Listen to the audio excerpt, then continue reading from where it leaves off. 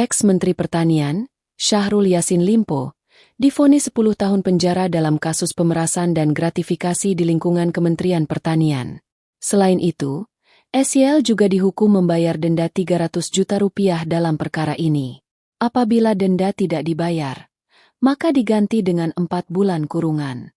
Vonis terhadap SYL dibacakan di Pengadilan Tindak Pidana Korupsi Jakarta, Kamis 11 Juli 2024.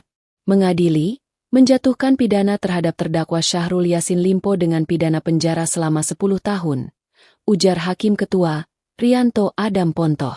Hukuman tersebut dijatuhkan karena Majelis Hakim menilai SYL terbukti bersalah melakukan tindak pidana berdasarkan Pasal 12 huruf E Yungto Pasal 18 Undang-Undang Pemberantasan Tindak Pidana Korupsi Yungto Pasal 55 Ayat 1 pertama KUHP Yungto Pasal 64 Ayat 1 KUHP sebagaimana dakwaan pertama.